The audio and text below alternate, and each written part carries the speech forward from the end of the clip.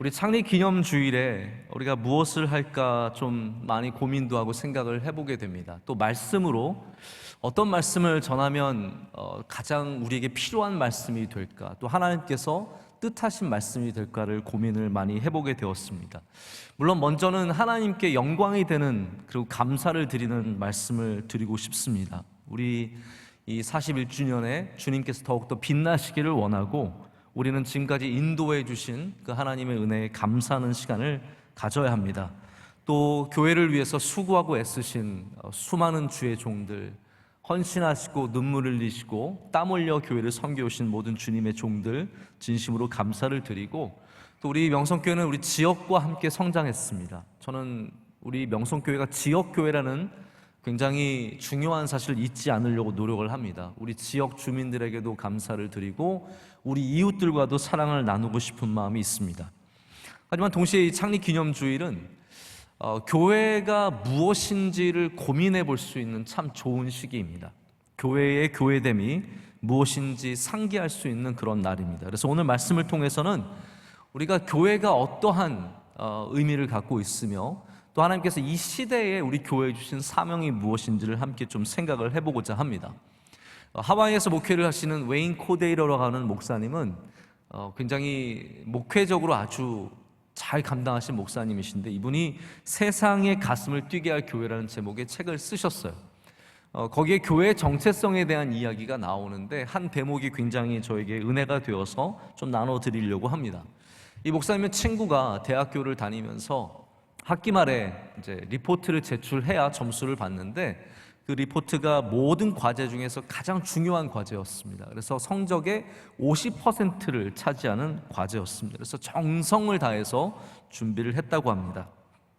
어떤 책을 읽고 거기에 대해서 독후감 비슷하듯이 리뷰를 해야 되는 그런 내용이었나 봐요. 그래서 이렇게 잘 냈는데 미국의 교수님들은 맨 뒤에다가 이제 코멘트를 달아서 리포트를 돌려줍니다. 받아보니까 이렇게 되어 있는 거예요. 내용 좋음, 정리 참 잘했음, 그러나 내준 과제와 다름으로 점수는 F. 말도 안 되게 이분이 전혀 다른 책을 갖고 숙제를 해서 점수를 F를 받은 겁니다. 목사님, 이 친구만 보면 자꾸 웃음이 나온대요. 그런데 이 목사님께서 사실 이게 우리 교회를 향해서 주신 하나님의 커멘트가 아닌가라는 생각을 해보게 되었다는 거죠. 교회 건물 좋음, 프로그램 좋음, 안내위원 좋음, 음악 좋음, 그러나 내준 과제와 다름으로 점수는 F가 될 수 있다는 거죠. 여러분, 우리 교회는 어떠한 교회입니까?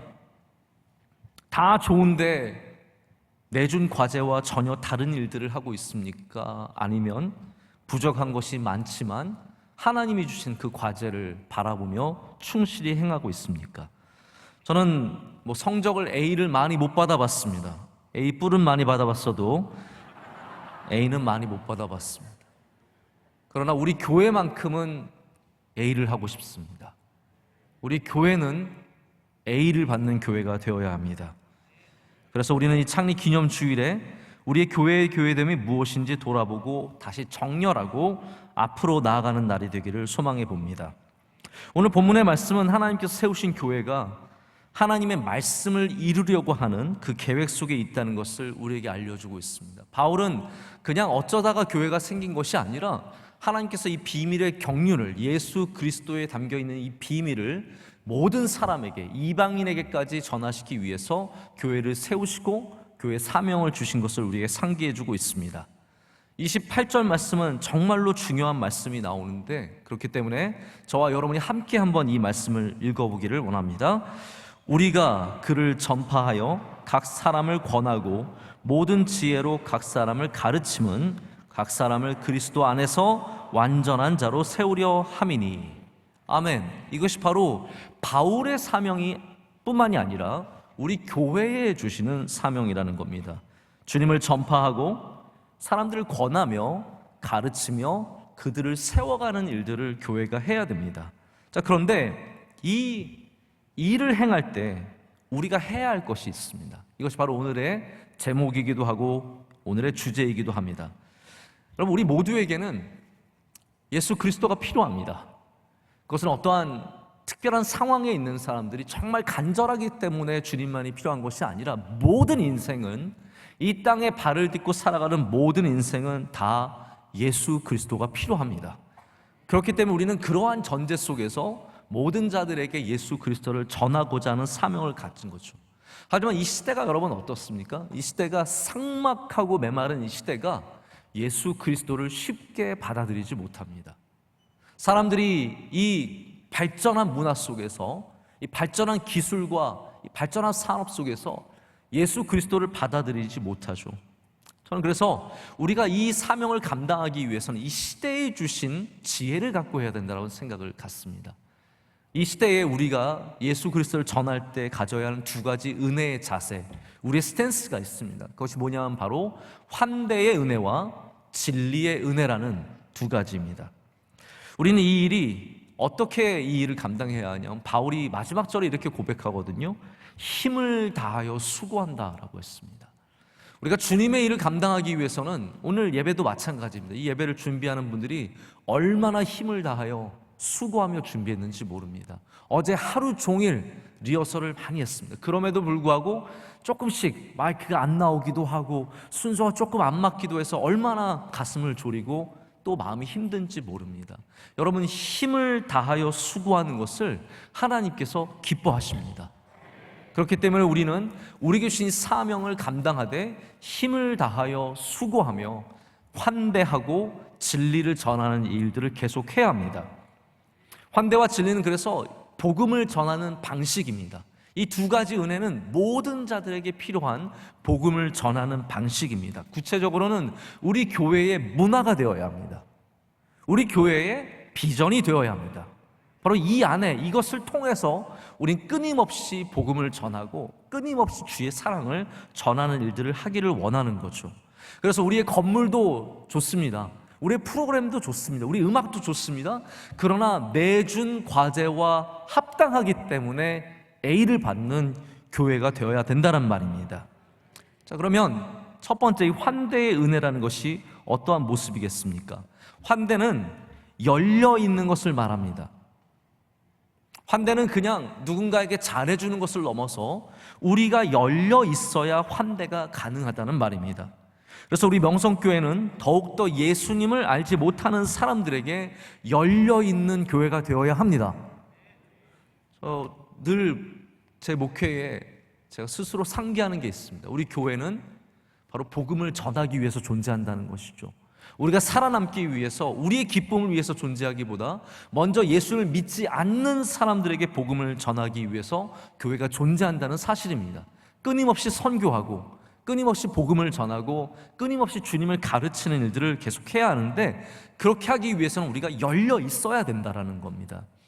우리 명성교회는 구조적으로 문이 많은 교회입니다.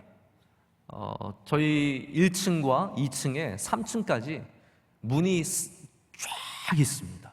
우리 원로 목사님께서 부흥의 역사를 여러 번 경험하면서 너무 사람들이 많이 오니까 문이 많아야 된다는 것을 이게 체감을 하신 것 같아요. 그래서 새 성전을 지을 때는 아예 1층부터 예배당으로 바로 들어올 수 있도록 설계를 하고, 그래서 이게 여러분 건축회사가 설계한 게 아니에요. 원로 목사님이 설계하셨기 때문에 이렇게 문이 많은 겁니다. 건축회사라면 이렇게 설계 안 합니다. 1층에서 바로 들어와서 활짝활짝 문을 열고, 그래서 교회가 5분이면 다 들어오고요, 5분이면 다 나갑니다. 안 나가는 분들은 나가기 싫어서 안 나가는 거지 못 나가서 안 나가는 경우는 없습니다. 그토록 우리가 문이 많습니다. 근데 이것이 우리의 정체성인데, 그것은 단순히 많은 사람들이 오가기 위해서뿐만이 아니라 우리가 문이 열려 있다는 것을 의미하기도 합니다. 명성교회 이 많은 분들이 우리만을 위해 존재하는 것이 아니라 믿지 않는 사람들을 위해서, 또 믿음이 연약한 사람들을 위해서 활짝 열려 있을 때 이 문을 통해서 많은 사람들이 구원의 길로 들어오게 될 줄로 믿습니다. 우리는 이 일을 위해서 더욱더 문을 활짝 열어야 하고, 문턱을 낮춰야 하고, 담을 낮춰야 하고, 자세를 낮춰야 하고, 더 나아가서는 우리의 마음의 문을 열어야 합니다. 우리 명성교회 출신의 한 선교사님이 계십니다. 이분은 참 예전에 고생을 많이 하신 분이세요. 여자분이신데 결혼하고 나서 딸을 낳고 남편과 행복하게 살기를 원했는데 남편인 전도사님이 너무 많은 핍박을 하고 또 폭력을 행사하셔서 도망쳐서 여기 명일동으로 오게 되었습니다. 이분은 피아노를 전공하셔서 남편이 결혼하면 유학을 함께 가주겠다는 그러한 약속을 철석같이 믿고 결혼을 했는데 유학을 안 갈 수도 있죠. 그러나 자기가 개척을 하겠노라고 돈을 가져오라고 강요하면서 돈을 가져오지 못하자 때리고 그러면서 결국은 도망쳐서 여기로 오게 되셨어요. 전혀 모르는 동네고 명성교회도 알지 못했지만 이 주변에 옥탑방에 집을 하나 얻고 그 갓난아이 딸과 함께 살아가다가 새벽에 많은 사람들이 움직이는 것을 보게 되었습니다. 이게 무슨 일인가? 무슨 일이겠어요? 특별 새벽 집회죠. 그래서 거기에 자기도 모르게 오게 된 거예요. 그래서 오셔서 은혜를 받고 위로를 받고 다시 그곳에서 주님을 향해 헌신하면서 나중에는 선교사님이 되어서 지금은 아주 어려운 곳이지만 이 코로나의 위중한 상황에서도 복음을 전하고 주의 말씀을 전하고 목숨을 걸며 섬기시는 선교사님이 되셨습니다. 이분의 그 갓난아이 딸아이는 지금 믿음 안에 잘 성장해서 의대생이 되어서 졸업반에서 졸업을 기다리며 하나님 주신 미래를 위해서 열심히 살아가고 있습니다. 여러분, 교회는 그런 곳입니다.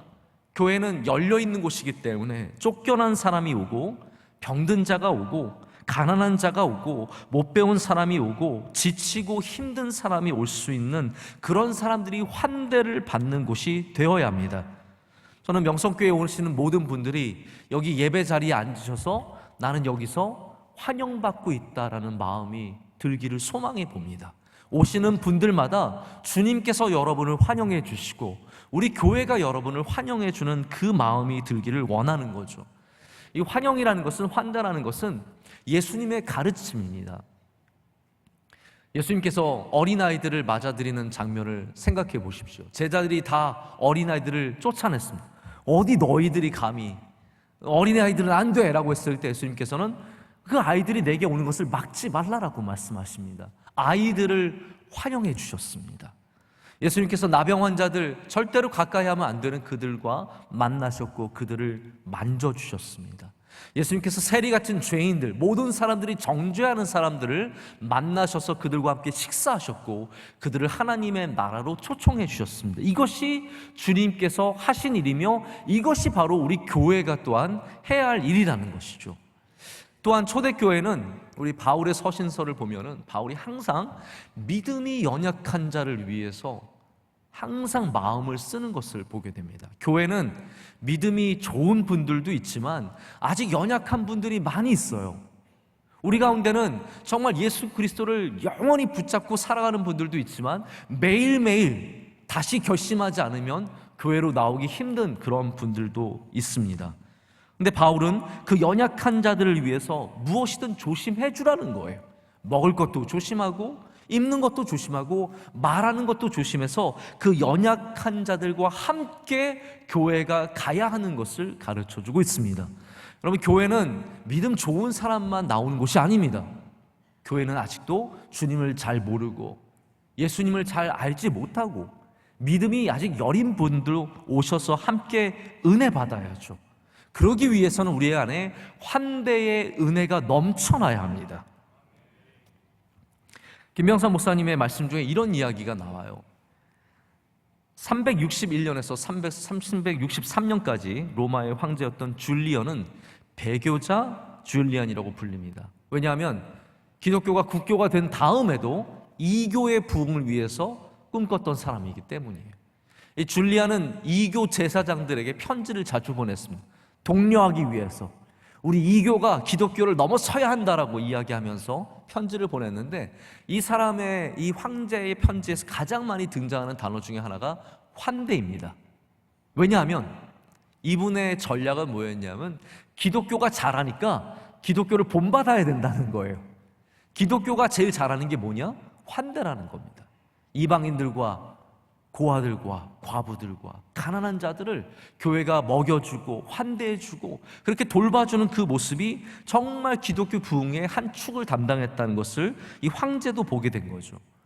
이분이 이런 지적을 합니다. 목사님께서 무슨 지적을 하시냐면 한국 교회도 오히려 부흥 이전에 70년대, 80년대 그 이전까지도 교회가 친절한 곳으로 이미지가 있었다는 거예요. 그래서 어려운 사람들이 교회를 찾아가기도 하고 또 크리스마스가 되면 교회 가서 선물 받고 그러한 기대감이 있었거든요. 교회 가면 좋을 것이다. 그럼 오늘도 오셔서 머그컵 받아보시니까 좋으세요? 싫으세요? 네, 싫으면 놓고 가세요. 저희가 수거해서 또 쓸 테니까. 우리 교회 와서 무엇을 받는 것은 좋은 거죠. 여러분, 이게 어떤 의미입니까? 우리가 41주년에 여러분과 함께 기뻐하기를 원하는 것이고 여러분께 감사를 표하기 위해서 선물을 준비한 겁니다. 교회는 그러한 친절의 모습들, 사랑의 모습들을 지켜야 하는데 한국 교회가 부흥을 경험하면서 오히려 불친절한 교회로 이 세상에 이미지가 생겨버렸다는 거죠. 자, 이쯤 돼서 우리 명성교회 이야기를 한번 해야 될 것 같습니다. 자, 우리 명성교회는 어떠한 교회입니까? 우리는 환대하는 교회입니까? 자, 우리는 환대하는 교회가 맞아요. 그런데 어떤 면에서 우리는 영적인 진입 장벽이 굉장히 높은 교회라는 생각을 제가 객관적으로 해봅니다. 제가 명성교회 담임 목사로서 객관적이 되기는 쉽지 않지만 제가 객관적으로 평가했을 때 우리 교회는 다른 것들에 있어서 아무 환대함이 문제가 없는데 우리 영적인 장벽이 높기 때문에 여기에서 좀 문제가 생기는 것 같아요. 예를 들어서 우리 목사님들도 오늘 명성교회와 새벽 예배를 연결시켜서 말씀해 주시잖아요. 우린 새벽 예배가 잘 알려진 교회입니다. 그러니까 명성교회를 나오면 당연히 새벽 예배를 나와요. 안 그러시죠? 그러세요? 안 그러세요? 우리는 당연히 새벽 예배를 나오고 안 나오시는 분들은 둘 중에 하나예요. 굉장히 뻔뻔하거나 굉장히 자유롭거나 대부분의 사람들은 새벽 예배에 대한 부담감이 있습니다. 근데 저도 새벽 예배가 쉽지 않았습니다. 담임 목사가 되고 새벽 예배 훈련을 많이 받으면서 제가 새벽 예배의 은혜를 더 깨닫게 되고 소중한 것을 알게 된 것이지 처음부터 제가 저절로 나온 것은 아니거든요. 제가 이런데 하물며 예수님을 잘 알지 못하고 교회 생활을 많이 안 해보신 분들이 어떻게 새벽 예배에 나오겠습니까? 그런데 우리는 기준이 높다 보니까 새벽 예배 안 나오면 뭔가 굉장히 잘못된 사람처럼 정죄할 때가 있다는 거예요. 여러분, 우리의 영적인 기준이 높은 것은 좋은 일입니다. 할렐루야. 그러나 그것으로 연약한 믿음을 가진 사람을, 아직까지 여기에 맞춰지지 않은 사람을 정죄해서는 안 된다는 것이죠. 누구나 환대하는 곳이 되어야 돼요.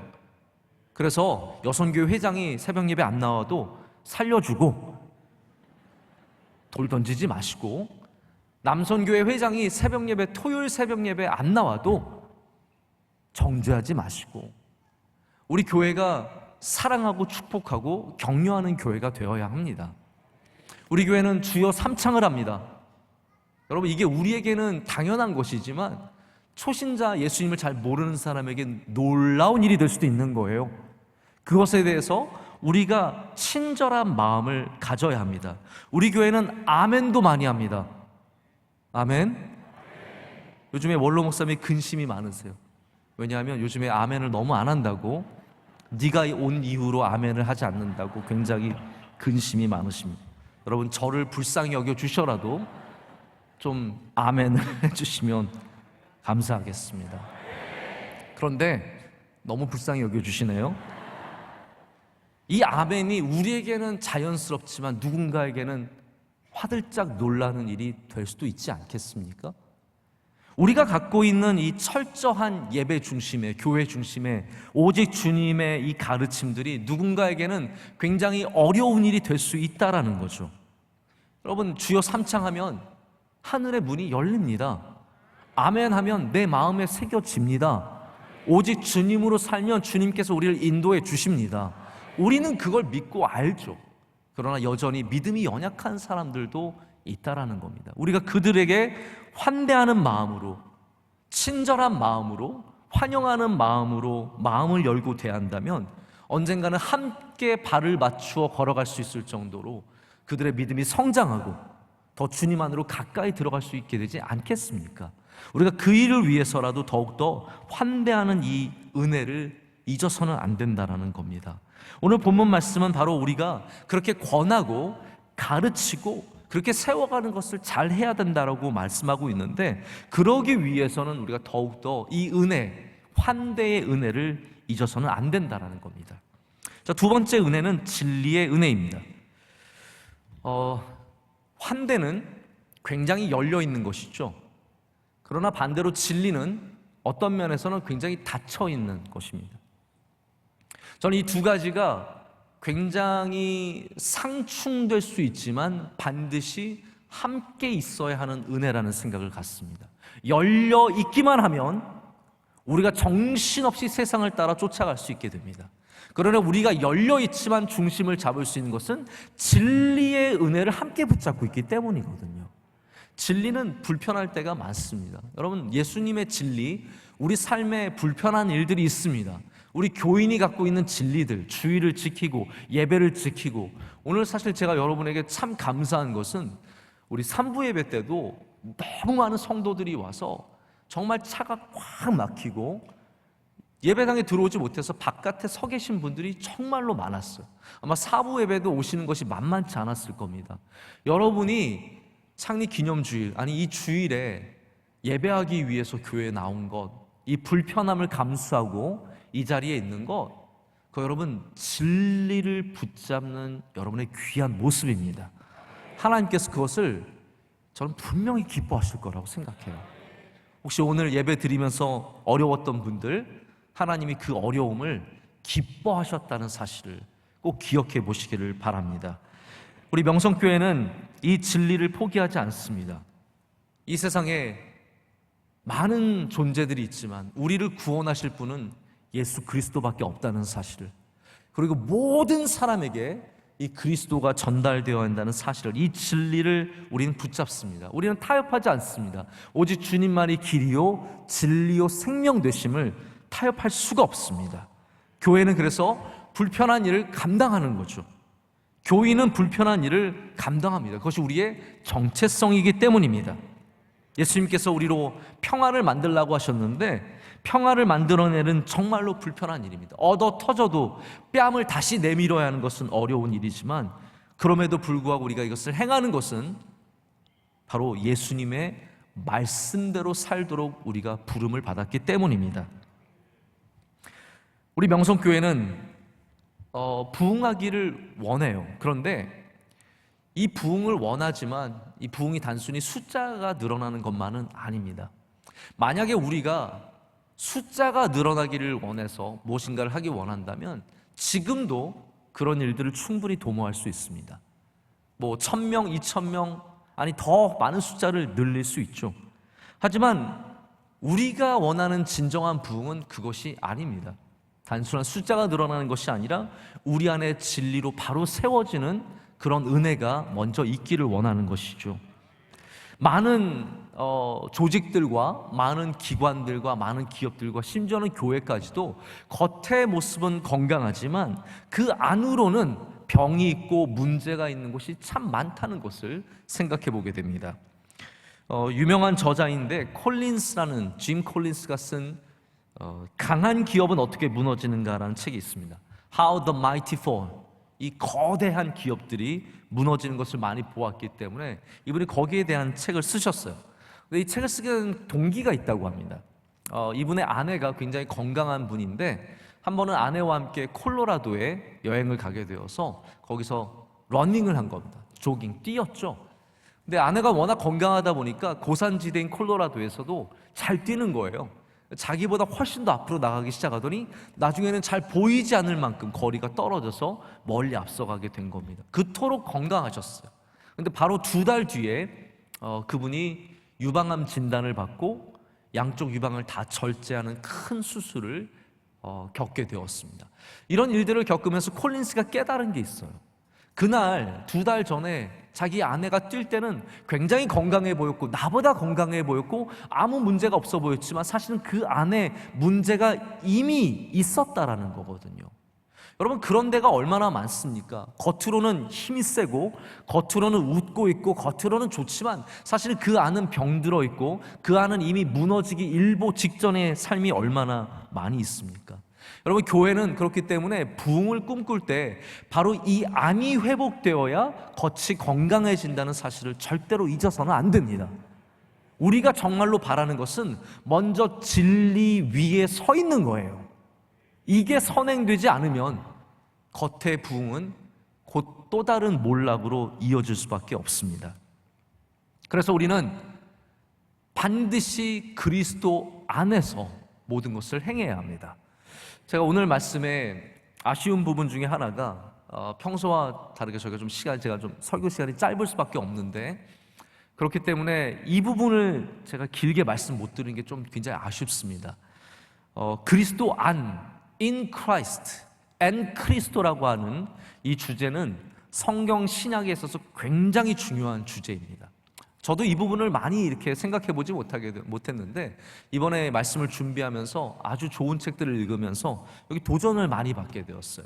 바울의 서신서를 보면 모든 중요한 곳에, 여러분들 한번 나중에 성경 읽으면서 살펴보세요.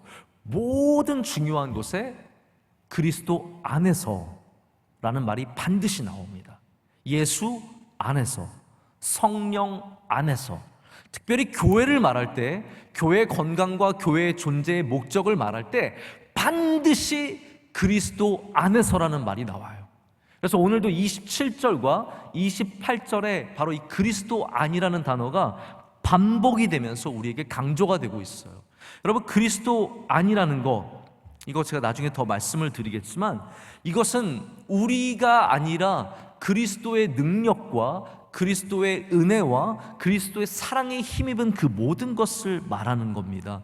그래서 교회가 바로 서려면 그리스도 안에, 그 진리 위에 서야 되는 거예요. 우리 명성교회의 방향은 앞으로도 교회의 부흥이 아니라, 부흥을 비전으로 삼고 있을지라도 그 바탕에는 뭐가 있습니까?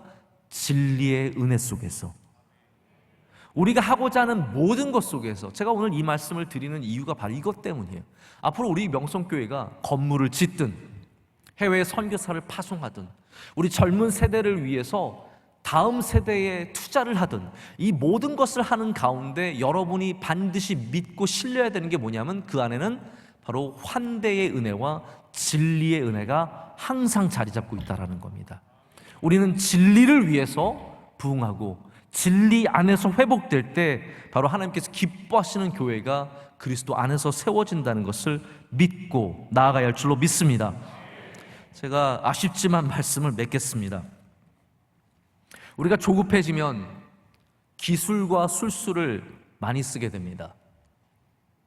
우리의 인간적인 능력으로 기술과 술수를 많이 쓰게 되면 잠시 성장은 할 수 있겠지만 그 성장은 사실 큰 의미가 없습니다. 다시 후퇴할 가능성이 굉장히 큽니다. 오랜 세월 동안 목회하시면서 많은 제자들을 길러내신 한 훌륭한 목사님 말씀하시기를, 교회에서, 다른 곳에서는 이게 통할지도 모르겠어요. 그러나 교회에서 술책은 통하지 않는다라고 정의를 내립니다. 저도 여기에 100% 동의합니다. 진리의 은혜만이, 하나님이 기뻐하시는 길만이 교회를 바로 세울 수 있고 교회를 유지할 수 있고 교회의 미래를 보장할 수 있습니다. 진리가 아니면 거대한 기업들이 무너지듯이 거대한 교회들도 무너질 수밖에 없습니다. 여러분, 우리가 무너질 것 같을 때, 여러분의 인생에도 한번 이 생각을 해보십시오. 우리가 무너질 것 같을 때 어떻게 해야겠습니까? 다시 근본으로 돌아가야 합니다. 다시 원점에서 시작해야 합니다. 교회가 오늘 말씀해 주시듯이 사람을 돌보고 사랑하고 복음의 진리를 굳게 믿고 전하며 가르칠 때 거기에 진정한 교회의 소망과 회복이 있다는 말입니다. 앞으로 명성교회는 주님을 필요로 하는 모든 사람들에게 이 두 가지 은혜를 전하고자 합니다. 모든 사람에게는 그리스도가 필요합니다. 할렐루야. 그 일을 위해서 우리 교회는 한 손에는 환대의 은혜를 들고 한 손에는 진리의 은혜를 들고, 또 환대라는 게 여러분 우리의 자리에 앉아서 오는 사람에게 웃어주며 인사하는 정도가 아니라고 생각합니다. 환대가 우리의 문을 열고 여기로 들어오세요라고만 외치는 것이 아닙니다. 환대는 어쩌면 우리의 이웃에게로 나가서 더욱더 적극적으로 그들을 살피며 돌보며 주님께로 인도하는 모든 것을 포함할 것입니다. 그렇기 때문에 이 두 손에 들린 은혜를 붙잡고 나아가서 복음을 전할 때, 또한 29절의 말씀처럼 우리가 내 속에서 능력으로 역사하시는 이 역사를 따라 힘을 다하여 수고할 때 하나님께서 우리 교회뿐만 아니라 이 땅에 소망을 주시고 여러분의 삶에도 능력과 소망으로 함께 하실 줄로 믿습니다. 기도하시겠습니다. 하나님 아버지, 감사합니다. 오늘 주님의 은혜 가운데 창립 주일을 맞게 하시고 우리 다시 한번 교회의 교회됨을 돌아보게 하심을 감사합니다. 하나님, 우리의 손에 욕망과 욕심과 자기 자랑이 있다면 내려놓게 하시고 환대의 은혜와 진리의 은혜를 들게 하여 주시옵소서. 그래서 하나님의 뜻을 이루는 교회와 주의 귀한 일꾼들이 다 되게 하여 주시옵소서. 예수 그리스도의 이름으로 기도드립니다. 아멘.